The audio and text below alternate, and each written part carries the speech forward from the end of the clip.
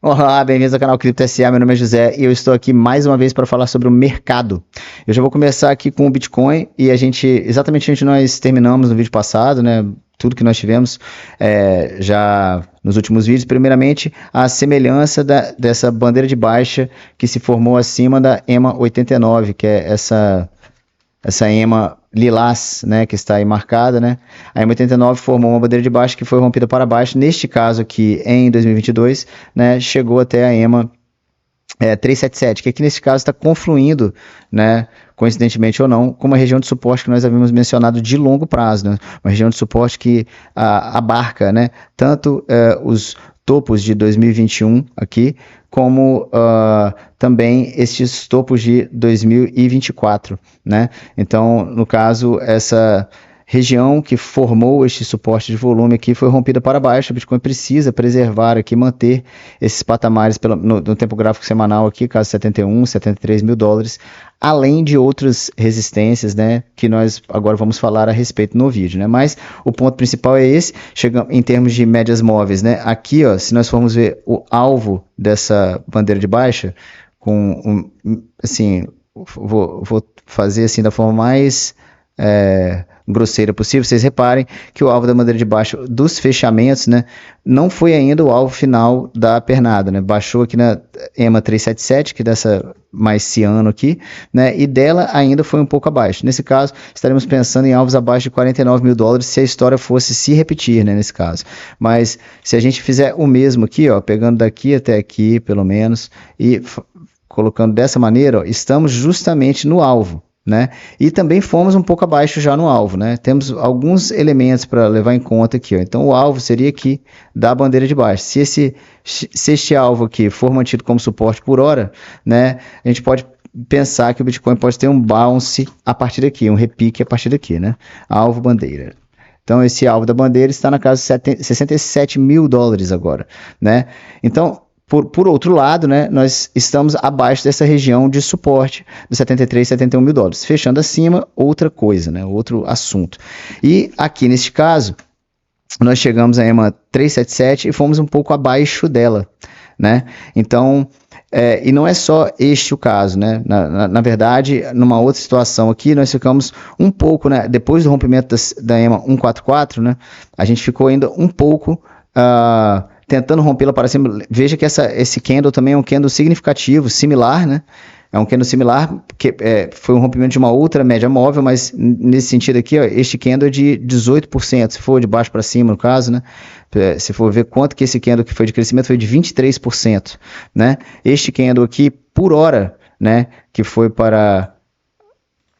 Foi de 17%, está sendo de 17% no presente momento, né? Então já tivemos candles similares. Por que eu estou falando sobre isso? Porque nós já tivemos candles similares nessa mesma situação, buscando rompimento e a EMA 233 como suporte, né? Mas candles com maior, né, volatilidade e que ainda assim, né, a verdadeira resistência se tornou o então suporte da EMA 144, né? Então aqui nós temos o que? Nós temos aqui essa resistência fundamental, né, o suporte aqui do alvo, 66, né? E temos aqui este suporte fundamental, né, que é o suporte da EMA 233. Então o Bitcoin se encontra mais ou menos aqui nessa situação para mim.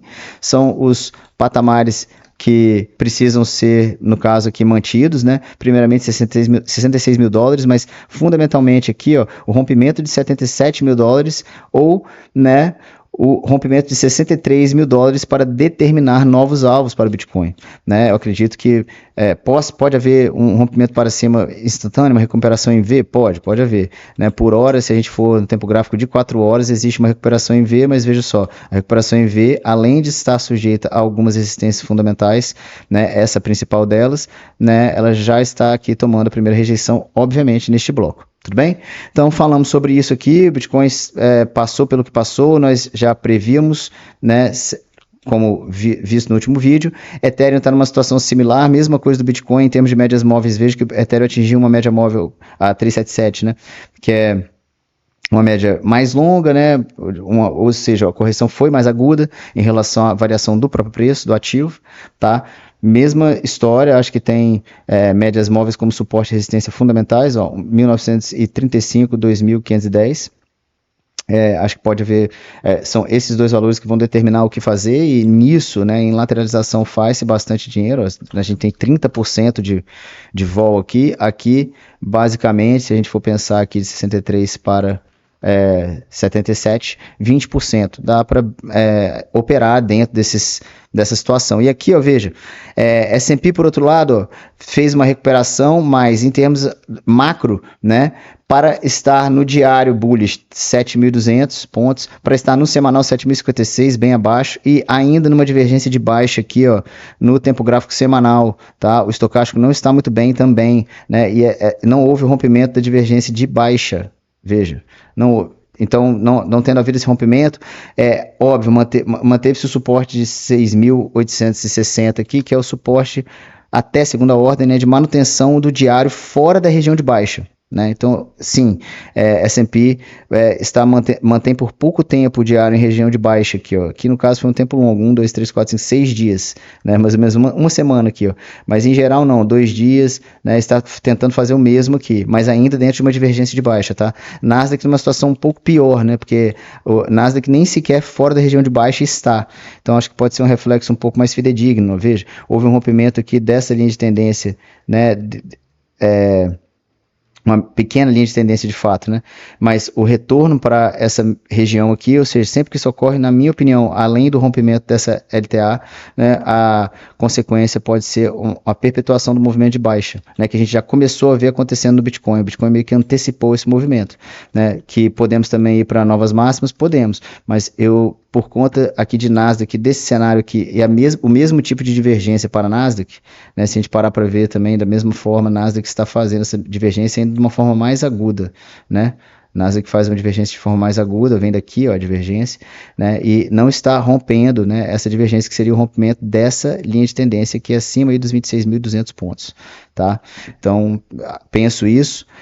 O mercado cripto como um todo, mantendo aqui os 2,25 tri, eu acho que é positivo, né? Mas da mesma forma que vimos com o Bitcoin, veja como o mercado cripto fez os seus fundos abaixo dessa média móvel aqui, de 233 períodos, apesar de ela ter sido atingida sempre de forma bastante radical, né, veja só, muito similar, né, e ter sido rompida, mas, né, não ter conseguido manter este rompimento. Então, estamos também diante dessa situação aqui, vendo pelo gráfico da capitalização do mercado cripto como um todo, né, e aqui vendo o DXY, né, em futuros, né, numa situação incrível, né, o rompimento de uma cunha descendente, que tende a romper para cima e atingir o seu alvo aqui, neste caso 101 pontos, além de uma divergência, né, se for parar para ver, uma divergência de alta no diário aqui, ó, né, que pode estar vindo à fruição, mas óbvio, não houve manutenção de tendência de alta no diário aqui acima da linha verde,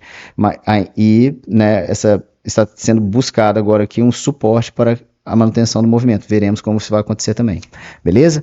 Então, se quiserem as questões macro que envolvem, né, o que os gráficos dizem do dólar, por exemplo, em relação às bolsas, em relação ao mercado cripto, vocês podem visitar o meu X, o Threads ou participar do meu canal Telegram, que é e sempre será totalmente gratuito, onde eu coloco algumas informações do micro, assim, né, ao invés desse detalhamento específico macro dos vídeos, né, alguns detalhes de operações, às vezes, diria, né, apesar disso não ser aconselhamento financeiro, mas de possíveis operações, né, e que eu encararia e como eu faria, né, isso dentro do canal Telegram, que sempre será gratuito, beleza? Então, manda esse vídeo para que vocês acham que podem se aproveitar do conteúdo e nos vemos na próxima.